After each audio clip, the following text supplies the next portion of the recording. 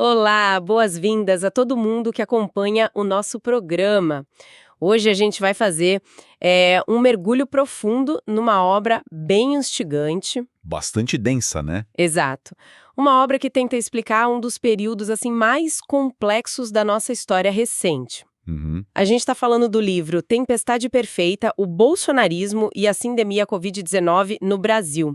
Ele foi escrito pelo César Antônio Callajon Ibrahim e publicado em 2021. Isso mesmo. E o nosso objetivo central com essa investigação de hoje é extrair a tese principal do autor. Que é uma tese bem forte. Muito.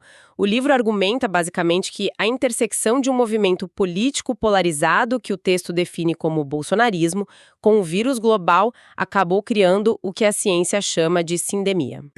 E uma sindemia, na definição que o texto explora, é uma tempestade perfeita onde fatores sociais, políticos, econômicos e, claro, comunicacionais se entrelaçam. Uhum. O argumento central da obra é que essa combinação agravou drasticamente a crise sanitária no Brasil. Transformando um problema biológico num colapso institucional. Exatamente. Vamos desvendar isso, porque a obra não fica só olhando para gráficos ou números de leitos, planilhas. A tese mergulha de cabeça na comunicação, na psicologia de massa que operou ali nos bastidores. O que é fascinante aqui é o alicerce da argumentação do autor. A narrativa constrói a ideia de que a tragédia não foi só falta de hospital ou erro de logística. Não mesmo. Na visão do livro, foi o resultado de um choque frontal entre as evidências científicas e o que ele chama de poder simbólico da presidência da época. Poder simbólico. Sim, segundo a estrutura do livro, aqueles discursos não foram acidentes.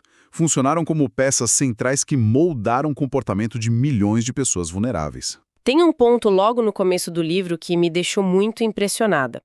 O autor faz uma cronologia minuciosa das falas oficiais a partir de março de 2020. Aquela compilação é dura de ler. O texto aponta como a comunicação presidencial sistematicamente minimizou a gravidade.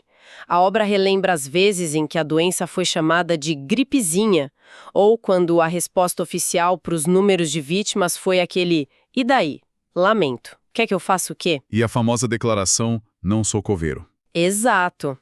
Mas como o livro conecta, de forma prática, essas falas ao comportamento real das pessoas na rua?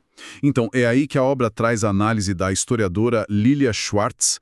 Ela dá um peso sociológico a isso. Uhum. Ela inverte uma teoria clássica do Emily Durkheim para criar o conceito de eficácia política do poder simbólico. Que nome complicado, né? É jargão, mas a explicação é simples. Imagina um pai de família dirigindo com os filhos no banco de trás. Se ele diz que as regras de trânsito são bobagem e fura o sinal vermelho, as crianças não veem isso só como uma opinião. Elas entendem que a regra não vale nada. Perfeito.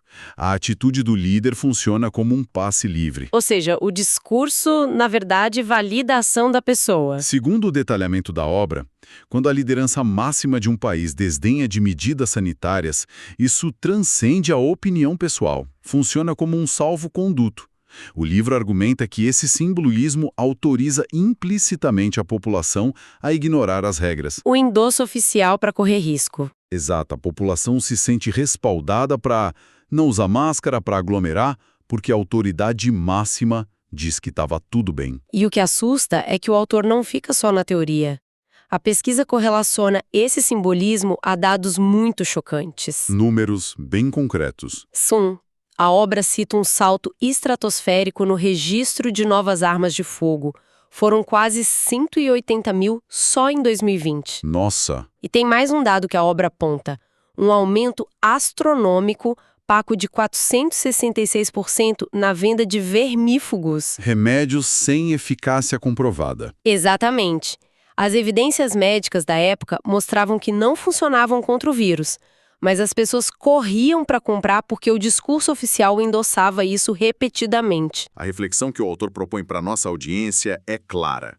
Discursos abstratos em palanques não morrem no ar. Eles viram ações físicas. Isso. Eles movem a economia das farmácias, mudam a rotina de segurança com armas. Pensa bem no impacto. A pessoa ouve a fala e fisicamente vai lá e toma um remédio que não funciona. É assustador. Mas a crise não ficou só na comunicação, certo? O livro entra muito na questão da administração, dos embates entre os poderes. Se conectarmos isso a um panorama maior, a tese ganha ainda mais contorno. O livro compara a resposta à Covid com sucessos do passado no Brasil. Tipo o HIV e o H1N1, que o país lidou super bem. Exato. Nessas crises passadas, o Ministério da Saúde coordenou os estados de forma unificada, com base na ciência, o que a literatura chama de federalismo cooperativo. Todo mundo falando a mesma língua. Sim. O argumento central do autor é que durante a pandemia houve um colapso completo desse federalismo cooperativo. E os dados que o texto traz sobre isso são pesados. Entre março de 2020 e março de 2021, o Brasil sozinho registrou mais mortes pelo vírus do que todos os outros países da América do Sul somados. É uma estatística brutal. Para demonstrar a falta de coordenação, né? O autor entrevista a cientista política Lorena Barbéria. Como ela explica essa diferença tão gritante da gente para os nossos vizinhos? A Lorena aponta um padrão claro nas nações que conseguiram controlar o contágio. Elas mantiveram lideranças de saúde estáveis e coordenaram testagem a partir de um comando central. E no Brasil a gente trocava de ministro toda hora. Exatamente. O texto sublinha que o Brasil trocou de ministro da Saúde no auge da crise. Esse vácuo de liderança é o ponto-chave da tese. Diante da paralisia, o STF precisou intervir juridicamente. Ah, foi aquela decisão famosa sobre quem podia fechar o comércio. Isso mesmo. O STF teve que garantir que estados e municípios tivessem autonomia para aplicar distanciamento. O livro narra que isso foi preciso porque o governo federal agia contra a Organização Mundial da Saúde. Tentando derrubar as restrições locais. Pois é, mas tem um contraponto do autor que muita gente esquece. A autonomia que o STF validou não significava que a União estava proibida de agir. Não mesmo. A decisão só assegurou a regra mais protetiva para a população, porque faltava um plano nacional. O texto deixa claríssimo que dar autonomia não isentava o comando central de comprar vacina ou testar. O STF disse, os estados podem se proteger se o federal não fizer. Exato. Aqui é que a coisa fica realmente interessante na nossa investigação de hoje. Porque a obra introduz o combustível de toda essa descoordenação. As milícias digitais. A infraestrutura das notícias falsas. Isso. O livro usa um mapeamento do professor Ivan Paganotti. Ele identificou 6 ondas de desinformação em 2020, como elas funcionavam. A obra descreve que não era um caos acidental, era algo estruturado. A primeira onda criava um inimigo externo, com teorias da conspiração culpando a China. Criando medo. Com o medo instaurado, a segunda onda trazia curas mágicas. Chá de limão com bicarbonato para resolver o problema. Preparando o terreno para a próxima fase. Perfeito. A terceira onda foi a mais duradoura.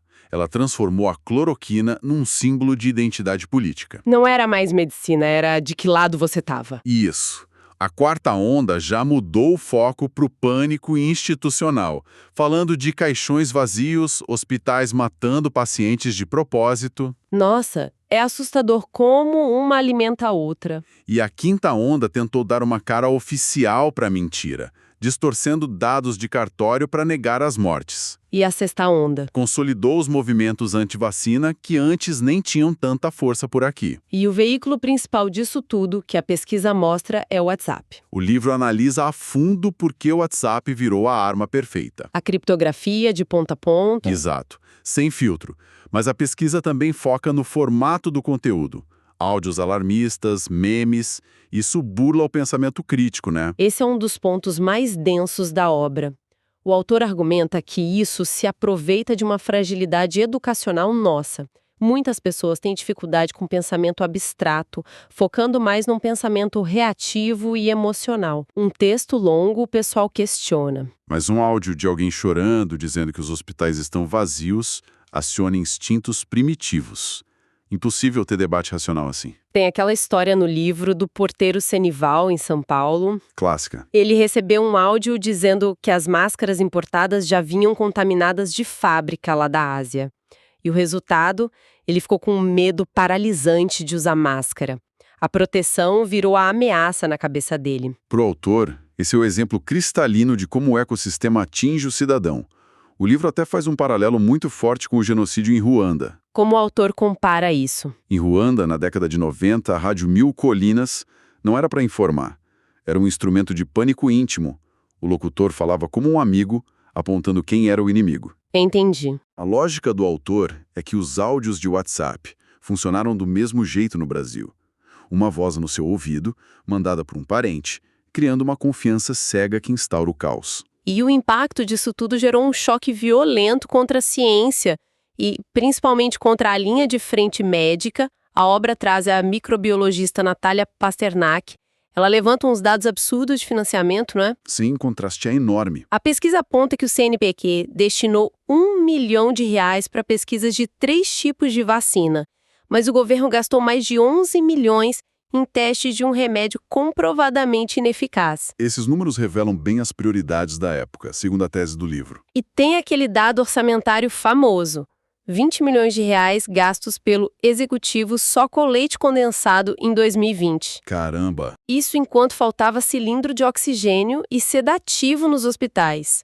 Como a linha de frente lidou com isso, segundo a obra? Caiu tudo nas costas deles. O livro traz relatos devastadores de médicos como Fernando Valente e o Alexandre Kawasaki.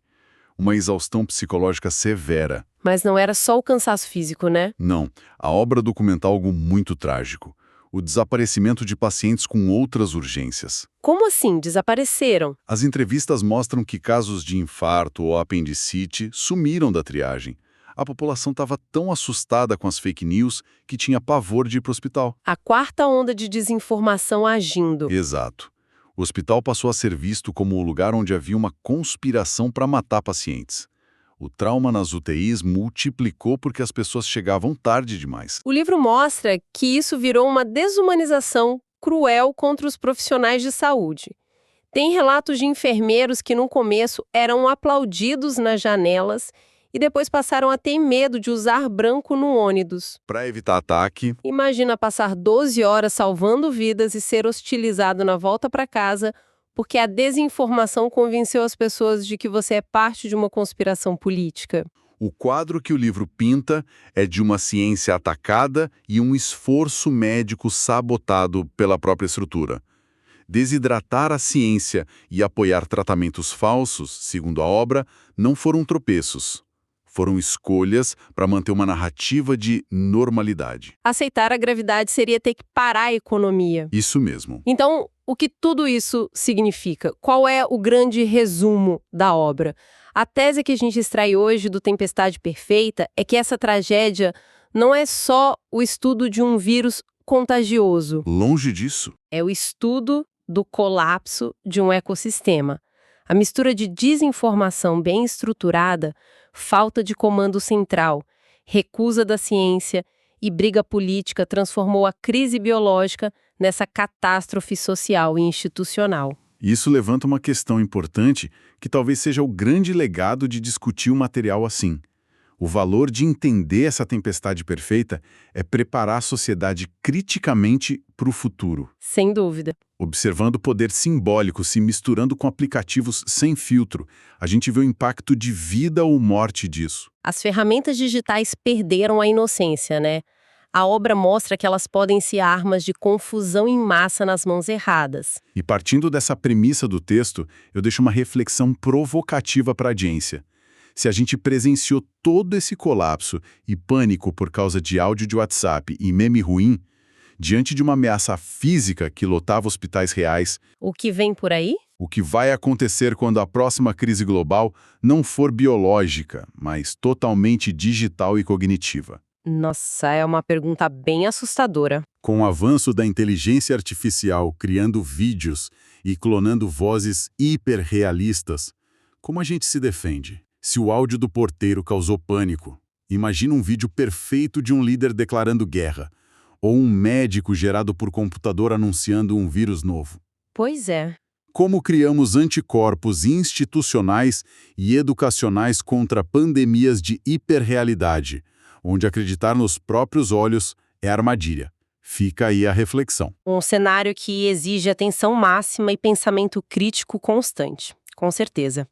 Agradecemos muito a companhia de quem esteve com a gente nesse mergulho profundo nas páginas desse livro tão provocador.